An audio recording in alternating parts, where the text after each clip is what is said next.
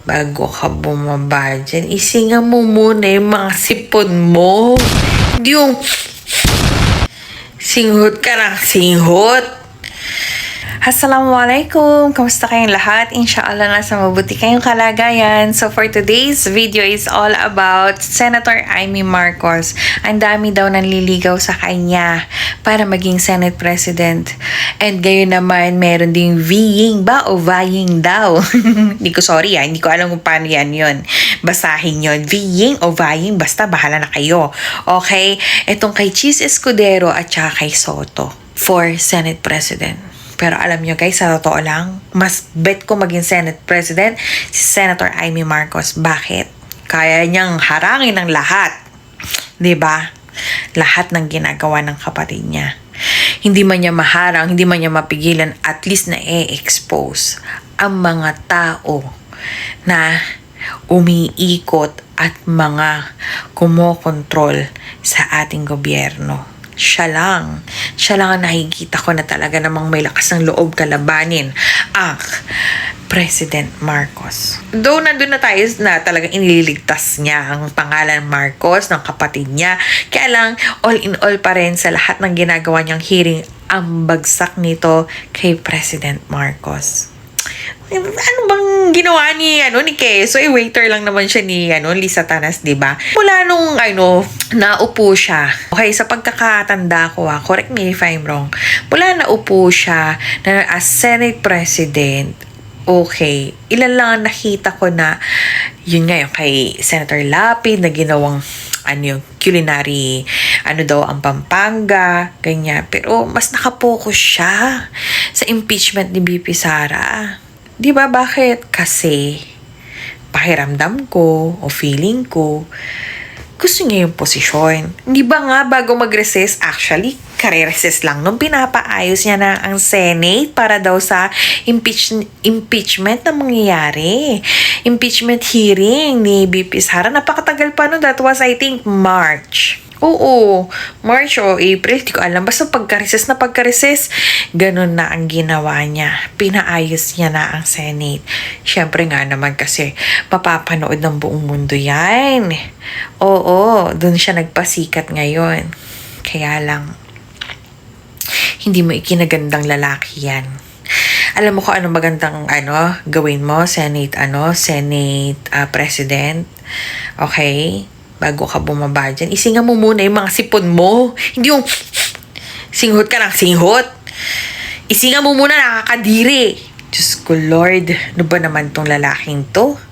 Kaganda-ganda ng asawa, singhot ka ng singhot. Ikaw naman may pinag-aralan ka. Ay, ang dami namang tissue Ano, nagtitipid? Kakadiri kasi. Ting papanoorin ka.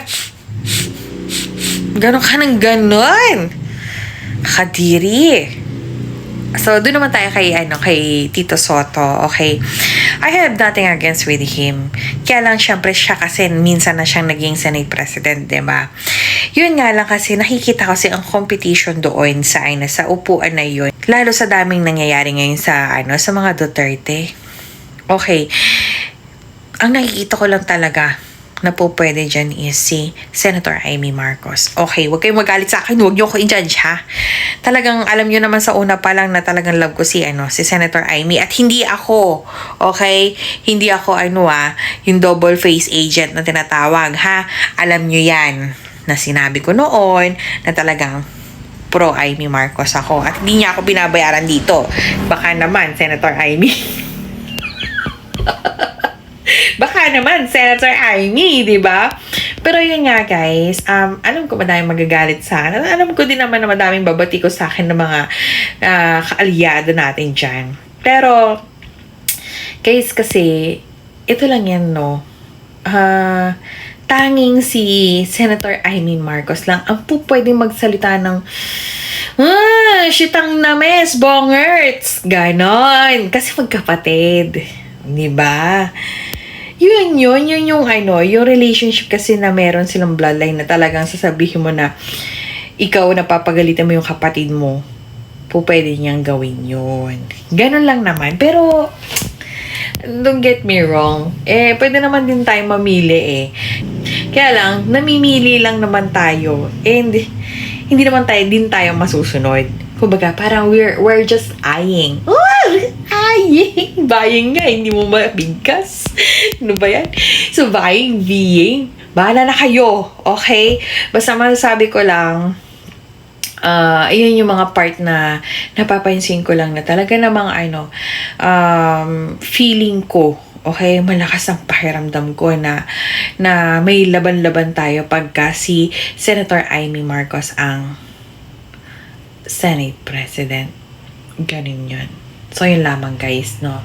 Ayun nga pala, ako nakikisimpatya nga pala kay Senator Jinggoy Estrada sa mga bagay-bagay na nangyari sa anak niya na napagtripan daw sa Boracay. I'm really sorry for what happened to your son. And yun, isa yun sa mga bagay na wala naman nung panahon ni Tatay Digong. Bakit ngayon may ganyan? Nung panahon ni Tatay Digong walang ganyan. Ba't ngayon meron na naman? Di ba yung mga trip-trip na ganyan? Tatay Digong, uwi ka na. Bongit, iyon ang sinasabi namin na wala nung panahon ni Tatay Digong. Yung mga trip-trip na ganyan. Ngayon, kabi-kabilaan ang alin? Ang krimen. Anyway, guys, kayo nang bahalang humusga. Comment down below kung ano pa mga nababalitaan ninyo na pwede nating i-tackle up. Okay? Pero as of now, talaga nakafocus ako ngayon sa politika pa rin. Pagbigyan nyo lang ako minsan-minsan sa TikTok tsaka sa FB na mga aura-aura ganun. So, yung best regards nga pala kay Mayor Baste. Vice Mayor na nga pala siya. Yun lang guys. Assalamualaikum.